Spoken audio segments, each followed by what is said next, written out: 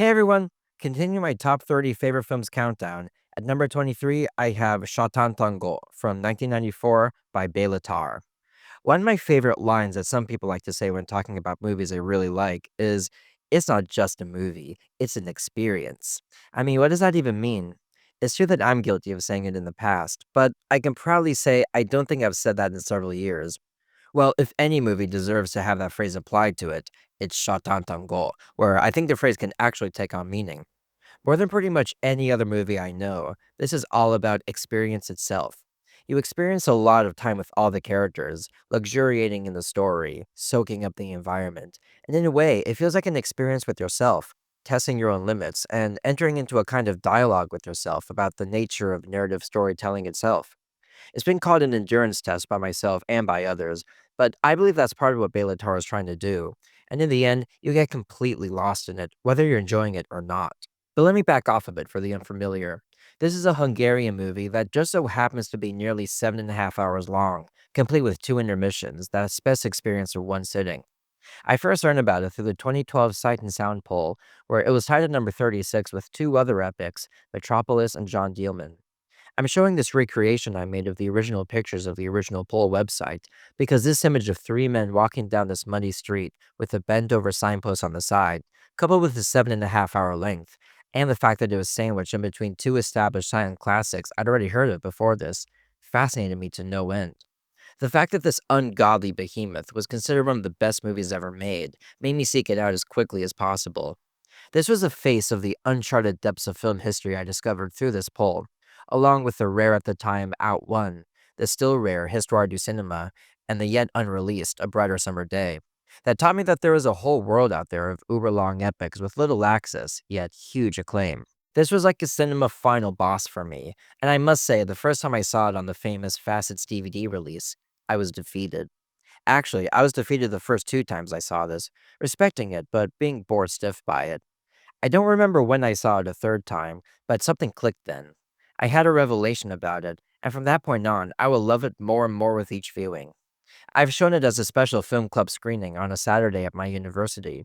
I saw its eventual restoration in the theater, which I drove all the way to Jacksonville with my friends to see, which I talked about in my video about my favorite theatrical experiences. And I've seen the whole thing straight through with my VR headset.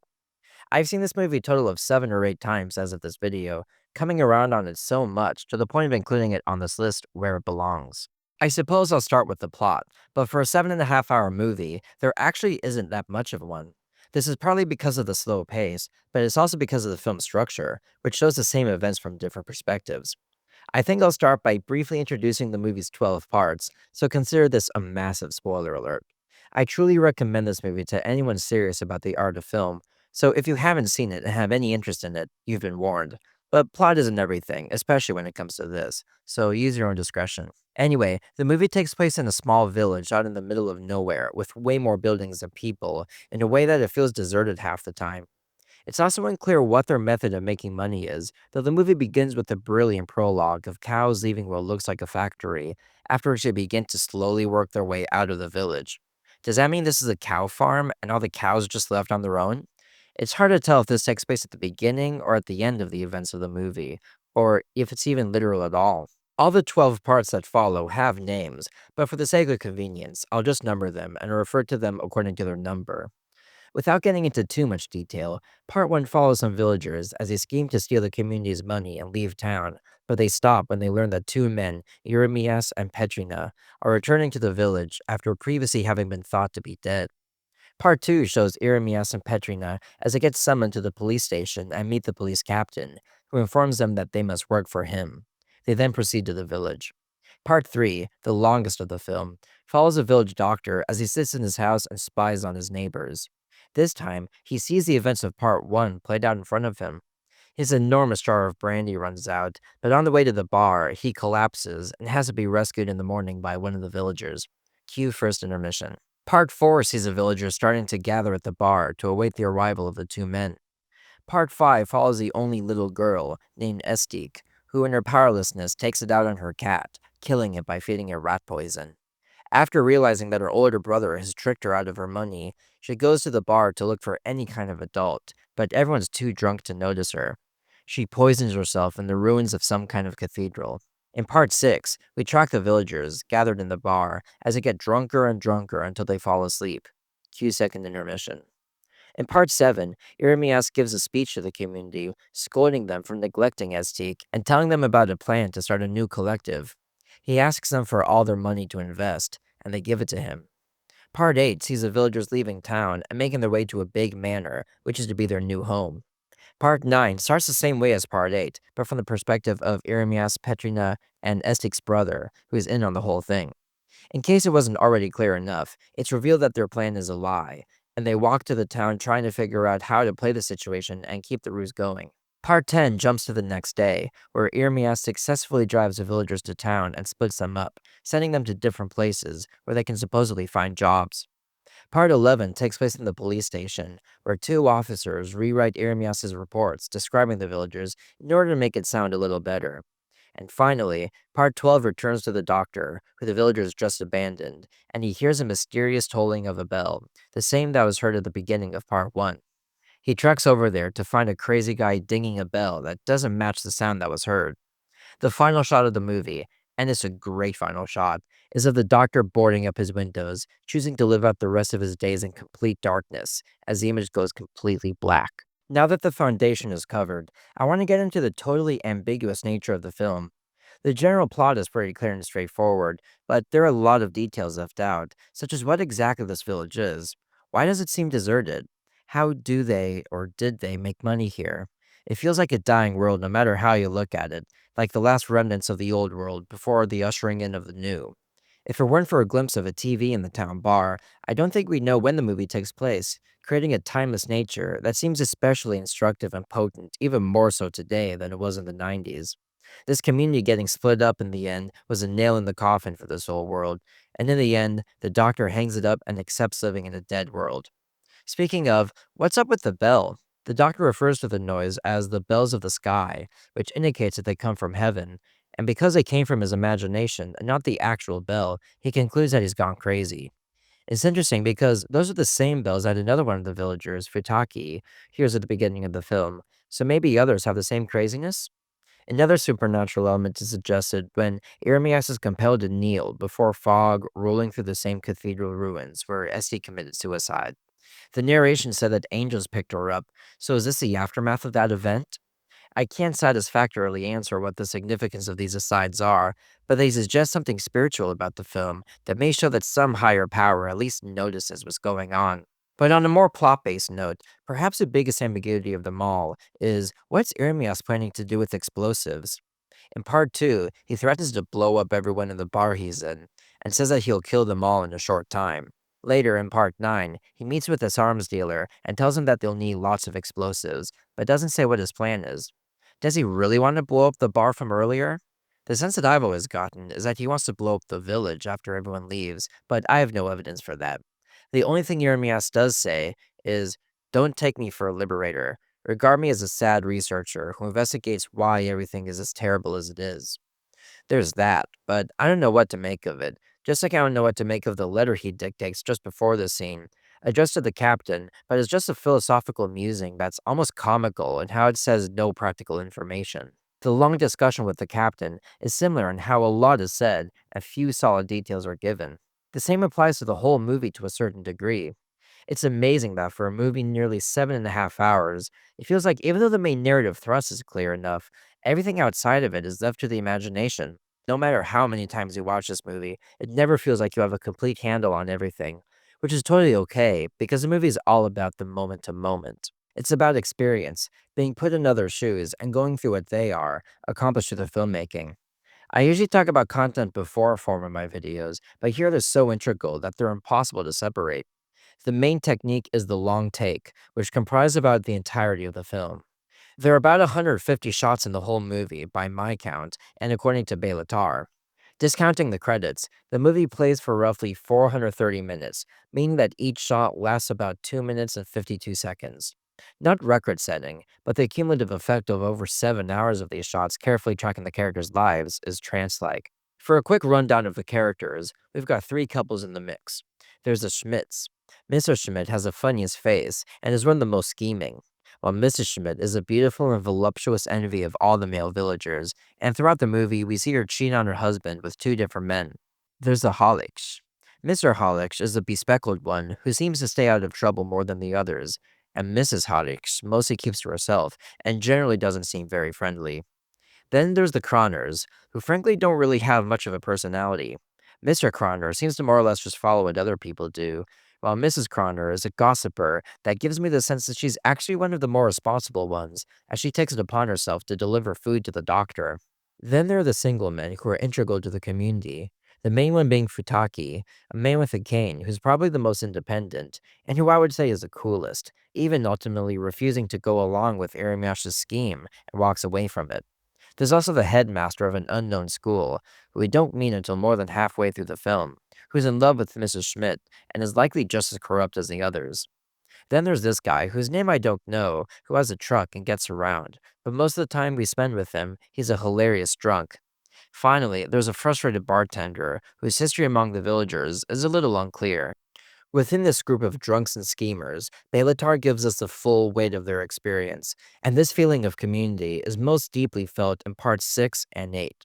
In part 6, in many ways my favorite section of the entire film, the group has completely gathered in the bar waiting for Irmias, and Tarr gives us a great swooping camera movement showing everybody there. The ending of the shot has someone saying that someone's at the door, at which everyone stops talking, and the bartender walks zombie-like to the middle. The camera pulls back, and we can see everyone in stone-cold silence at the prospect of a visitor, Irmias or otherwise. Not only is it slightly funny, but we sense the togetherness of the group that might be vicious toward any outsiders. The park concludes with 4 shots that I'll definitely get back to later of drunk and abandoned. We get a dance scene that lasts about 11 minutes of the villagers drunk, played by drunk actors in real life, dancing on and on. No matter how many times I've seen this scene, it feels like it goes on forever, and is frankly not long enough for my liking. I love the music, but I also love the joy of community. We also have this shot of the camera slowly panning left of all the sleeping villagers that's incredible. Mr. Croner looks like he's floating in the air, and Mrs. Croner and Mr. Hollish are slowly chewing on this bread roll together.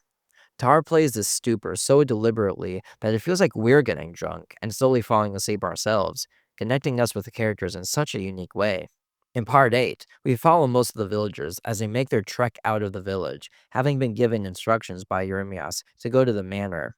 This is one of the 3 ultra-long sections of the film, running just under an hour, and we spend most of the time seeing everyone together, not drunk. We see them all working together to destroy a chest before they all leave. We see them slowly trekking along the road and passing some water between them, and we see them in a musical montage where we can meditate on many of their faces. At the end, we get a camera swirling 360 degrees, watching all of them sleeping, as the narrator tells us what they're dreaming. I think this feeling of community in part 8 is a huge reason why my mind changed so drastically about this movie. A lot of this is comic undertones, but I don't think there's any denying that there's a certain dignity and camaraderie to their adventure. All of these people are hoping against hope that their future might be a little brighter than it is now, not knowing that they're being led like cattle to no future at all. But they're all in this together, and the long takes of them all hanging in there makes us feel like we're right along with them. This togetherness is powerfully contrasted with the experience Tar gives us of loneliness, solitude, and isolation, especially in the other 2 ultra-long sections, parts 3 and 5. I'll start with part 5, where we follow Estique, the little girl. The opening shot is her looking out to this completely desolate landscape, and like her, we spend a lot of this hour staring. We stare at her walking off into the distance. We stare at her staring at it too. We stare at her staring at her dying cat, and we stare at her walking down the road holding the dead cat, having been rejected any human contact and getting ready to kill herself. This is in many ways the slowest part of the film, and maybe the one where we feel the emptiness of the environment the most. Thus, we feel the hopelessness of a child with absolutely no joy in her life. It doesn't help that her family is completely disconnected. Her mom is only seen scolding her and inviting Mr. Hollish inside so she can sleep with him. Her sisters are prostitutes and hang out in the abandoned factory, and her brother is a traitor to her, stealing her money and siding with Irimias. Everyone looking out for themselves, community broken down. All she has left is her cat. At first they seem to be friends, but it doesn't take long for Estique to torture it. Perhaps she's doing to it what she feels like has been done to her. If part 6 represents the comic heart and most joyful point of Sátántangó, Part 5 represents the nihilism and despair also at the heart of the film. In the end, as she escapes from the world in complete solitude, we feel like she might be the only one that gets off easy. Then there's part 3, where I meet the other lonely soul, the doctor, who will later be abandoned and essentially left for dead by the villagers who he so meticulously spies on. From what we see, he spends all day sitting in front of the window and seeing what all his neighbors are up to. The section starts with us looking through his binoculars all around, starting with Futaki from when he was looking out the window in the second shot of the movie. Then we slowly scan the environment, including this house, until we end up at this dog. The shot lasts for about 4.5 minutes, and it feels like an eternity, but then we realize that this is the doctor's entire world. So if it feels long for us, imagine what it feels like for him. We spend the rest of the part staring at this enormous man as he does various exciting activities, like getting out his many notebooks in which he details all the villagers' actions, slowly reading aloud what he writes about them, doing sketches, going to the bathroom, and even sleeping. Yes, there's a minute in which we literally watch him dozing off and falling asleep. This is the longest section in the film, but I can't help but feel like it goes by faster and faster each time I watch it, despite the molasses like movement so lovingly exhibited. So much time is spent with him, and the slow, lumbering camera movements match his massive body so fittingly that we absolutely feel like the character himself, and it becomes fascinating. He eventually has to leave his house in order to refill his brandy, but when he gets to the bar, who else does he meet outside but Estique, the little girl? For a brief moment, the two loners' paths cross. This might have developed into some kind of a quirky friendship in another movie, yet here it ends with him scaring her off and her killing herself later, whilst he would eventually shut himself off from the outside world completely, choosing to live in absolute darkness. The movie's so rich that it has enough time to commit to showing this stark isolation, as well as the sense of community the rest of the villagers have, and in a way, the movie's a powerful examination of both kinds of experiences. But let's not forget about how Tar shows a combination of the two, isolation within community, of which Futaki is a great example. Part of the group, yet usually shown separated, there's a certain pride in him with how he can make his own decisions and remain an individual. There's also the fact that Tar frames the people a lot of the time by themselves, sometimes using off screen space to fill in the background of other people. The examples are too numerous to mention. Now, in the face of the long takes, the slow camera moves, and the desolation on display, it took me a long time to realize that, with the possible exception of Part 5, the movie is actually a comedy, or at least a strong comic overtones. It's just that it's so dark that I don't think most people would see it this way. It took me several viewings to get used to this idea, but coming to this conclusion helped solidify my love for this movie in a way I didn't expect. There are things that are obviously humorous, like the drunken dance, but to give a list of some moments or situations I find funny, I would include, from beginning to end, the sudden bursting in of Mrs. Croner about how the plane is off, the facial expressions of the captain, the whole premise of the doctor keeping a notebook about each of his neighbors and records everything they do, the slow reading of what he is writing, the zoom out of the bartender's face as complete silence takes over, Mrs. Hoddick's taking verbal abuse as her husband says nothing, and the man dishing it out is swaying the glass back and forth. The entire first shot of part 6, where the guy drunkenly repeats the same thing over and over again. The end of that same shot I mentioned earlier, when Irmias, who presents himself as the moral one of the bunch, of course has sex with Mrs. Schmidt, as if that's just a natural course of things. A brilliant joke where the villagers are completely destroying a piece of furniture, and asked why they did it well afterwards, said that they don't want the gypsies taking it. Them dismissing the doctor's life so out of hand. Mrs. Hollick preventing her husband from drinking a second sip of the water, and later sneaking in and doing it herself. Irmias dictating philosophical ramblings that I'm pretty sure Petrina couldn't care less about. How after the villagers rightfully take their money back from Irmias, they insist on giving it right back to him afterwards. And finally, the entirety of part 11, which basically plays like a comedy routine, where they read Irmias's dissing of the villagers. My favorite line of the movie comes from here, which is, if someone who's about to commit suicide by jumping in the water were to hesitate at the last moment on the bridge, whether to jump or not, he should remember the schoolmaster, and he will realize there's only one option, to jump. And about Mrs. Schmidt, Irmias writes that she's, quote, a woman prostituting herself without hesitation, which is rich considering he partook in that himself. Many of these examples go to show the satiric edge of this very grueling movie. It actually amuses me as much as it makes me see the dark. We look at these people as selfish and scheming, but we're invited to laugh at this portrayal just as much as the long takes put us in their miserable existence. And speaking of long takes, let's finally get into them, as they're perhaps the main meat of the movie. With the exception of the captain scene in part 2, which is edited in a shot reverse shot, the entirety of the movie is made up of long takes up to around 10 minutes in length, and they all help to make the audience feel the passage of time and the weight of experience as much as possible. There's a great variety of these kinds of shots, from tracking shots of people walking a distance to static shots of people walking a great distance. There are slow camera pans to the side, which sometimes go behind objects, and you can't tell when the next shot begins. There are slow forward dollies like this one, where the camera pushes in on a window until we're practically touching it. There are shots of animals, like the two shots of this giant pig, or like this shot of horses running about as the camera cranes up and down, or this absolutely gorgeous one, which is a slow dolly into an owl. There's a shot of someone sleeping, like this shot I mentioned earlier, and there are two shots of people eating, in which time simply passes as we watch. There are great slow zoom outs like this one of the bartender that starts in extreme close up and ends up in the back as everyone is completely still for almost 2 minutes. There are shots that are remarkable in their complete stillness, like this one, almost 6 minutes, with only a ticking clock in the background. It's composed simply and formally, yet it's like we could spend hours in this moment.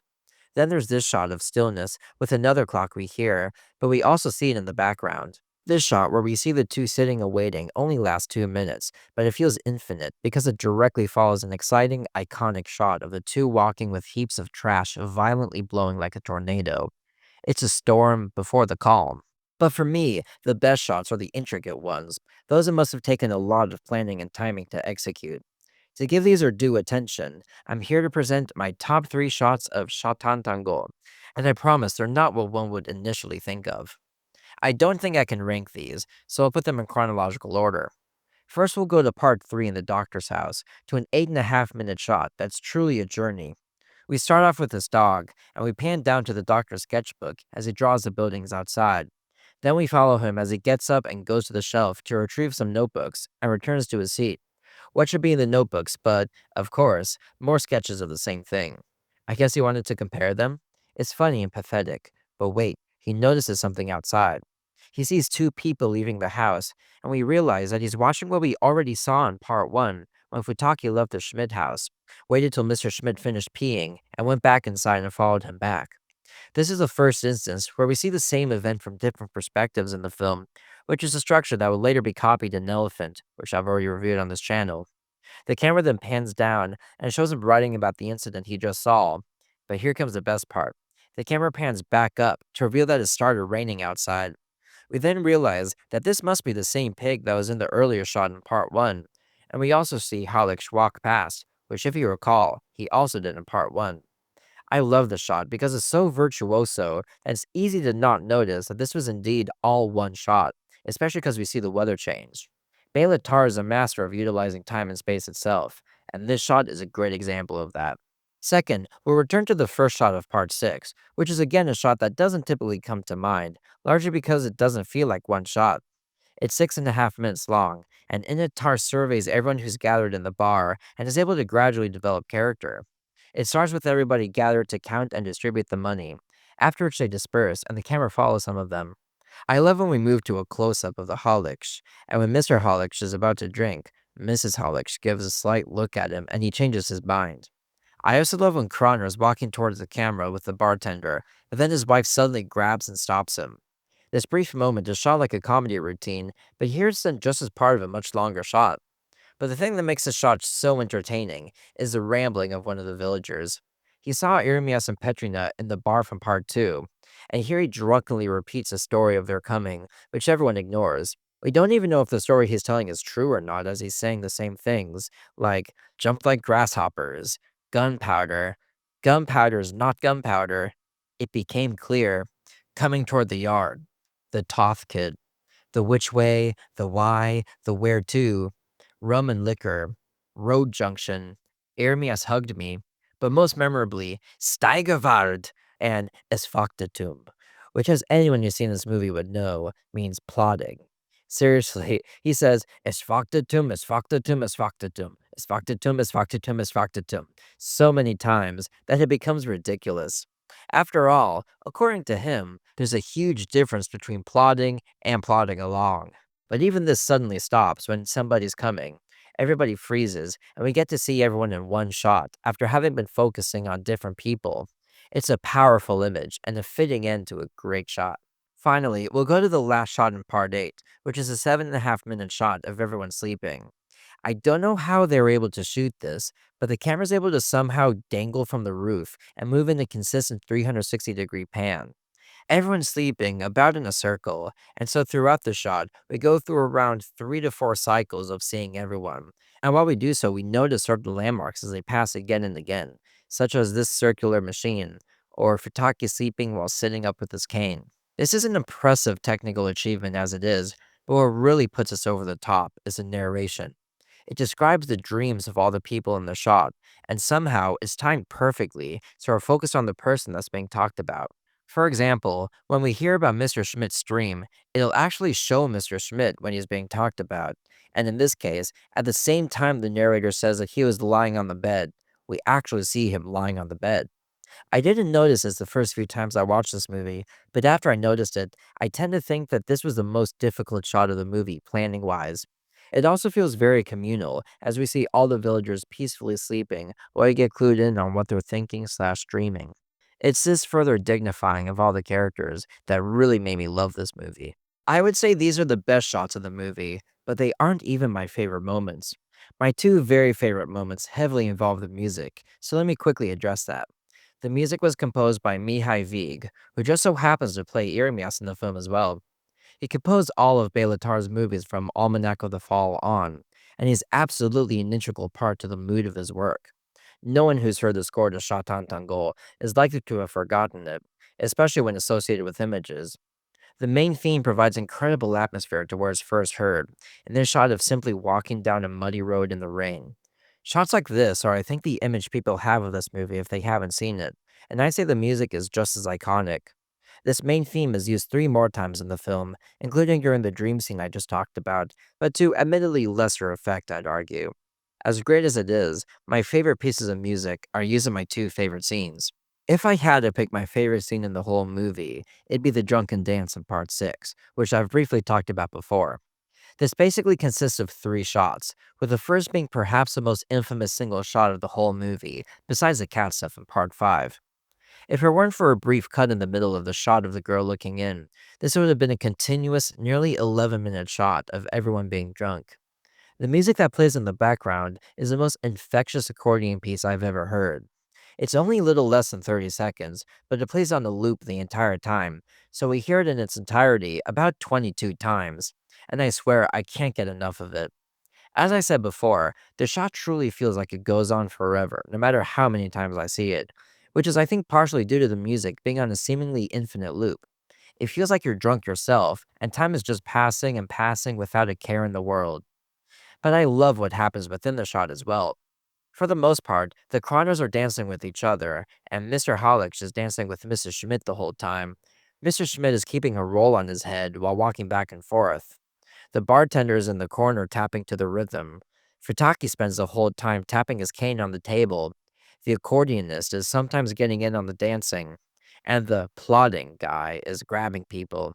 Some might say it's insufferable to watch a bunch of drunk actors messing around for 11 minutes straight while the same music repeats endlessly, but I say it's utterly rapturous. When the music and dancing suddenly end and everyone's catching their breath, we know exactly what they're feeling. But the fun isn't over by a long shot. We then cut to the headmaster, who we've never been properly introduced to before, making his way to Mrs. Schmidt to ask for a tango. A brand new piece of music starts that's just wonderful, and they proceed to slowly dance as he tries to convince her to be with him. What started wild has turned calm and sweet. Eventually, the plodding guy steps into the shot, forcefully stepping to the beat and saying things like, "My mother is the sea, my father is the earth, and tango is my life." It's just wonderful, poetic filmmaking. We then get another shot, which turns out to be a classic tar pan left, and we see everyone in various forms of sleep and ecstasy. We've now entered a world that's the furthest from the documentary like rawness of the first shot, one that's calm, surreal, and magical. It ends with the music fading as rain starts to drip on the table, with outside noises taking over the music, and it feels like an ominous warning for what's to come after this glorious stupor. This 20-minute segment, placed right in the middle of the film, is the highlight of the whole movie for me, a slice of joy in a sea of dread. But not far behind is my second favorite sequence, the musical montage in Part 8. Unlike the first one, this one doesn't really have any basis in literal reality. The song, entitled Circle Dance 2, from what I can tell, is a completely captivating piece that sounds like what you'd hear at a carnival or circus or something, and plays the whole time. The first shot is a pan on many of the faces of the people who made the journey to the empty manor. It begins with Mr. Croner, who looks a bit bewildered, but then the rest of the people are looking up at something, with kind of a proud expression on their faces. It feels celebratory and incredibly loving, as if Tar is putting these people on display for us to admire. The third shot of the sequence, though, is my favorite, and that's the face of Mrs. Schmidt. As the best part of the song plays, the camera does a very slow 360 around her plus a little extra, and the effect of this is stunning. Tar can make great landscapes of the environment, but this is a detailed exploration of the landscape of a human face. We've gotten to know Mrs. Schmidt a little bit over the course of the movie, and even though, as Irmia stated, she prostitutes herself without hesitation, she's in some ways a very proud adult figure, sought after by all the men in the village, probably gossiped about by the women. And here we have the real, unfiltered, vulnerable her on display. We feel an enormous dignity and maturity in her unmoving face, and we take all 2.5 minutes of the shot to admire it. This is one of my favorite shots in the whole movie. The rest of the montage shows others doing their thing, always shot very beautifully, like the slow pan of Mr. Schmidt peeing in the corner, with the artistic pattern of decay on the wall that makes it look like he's standing in a circle. This montage didn't need to be here, but I'd never do without it. Finally, I want to point out a moment that's very small, but kind of mind blowing. It's back in part 6, surprise, surprise, and it's when the bartender steps back towards the camera and puts his hand right in the foreground out of focus, making it look like he is grabbing Futaki's head or something. Well, soon the camera gently pans right, but his hand is still in the same place, as well as his body on the right, as the camera's moving. I love this so much, mostly because who would think to do something like this? The camera probably didn't need a pan in the first place, but it's like Tar did it just so we can have the bartender either step on the dolly or move his body and hand so that they stay in the frame at the same position. It's small, but I think it's genius to have the inventive spirit to do this. But in the end, what I love about Sátántangó is that it's one of the most transportive movies I've ever seen. It's like a dying breath from an old world that doesn't exist anymore, everything having been so broken down that it was inevitable. This makes it powerful enough, but the movie's greatest achievement is giving us the weight of experience. We feel the time that passes with the characters. We feel the togetherness of community, as well as the isolation of solitude. All done because Bela Tarr had the ambition, courage, and vision to make a movie with only artistry on its mind. Convention be damned. Jonathan Rosenbaum, as usual, puts it perfectly when he says that its 431-minute running time is necessary not because Tar has so much to say, but because he wants to say it right. And that's absolutely correct. Less actually happens in this movie than probably in most 2.5 hour movies, but this is a movie where we're so fully connected with the characters and so fully in the world that the plot is secondary to making sure we feel everything that does happen. An endurance test? Yes, perhaps, but it's also an inexhaustible film experience. It's my 23rd favorite movie. Thanks for watching my video. What could I possibly have ranked higher than this? I'll just have to wait for number 22 to find out.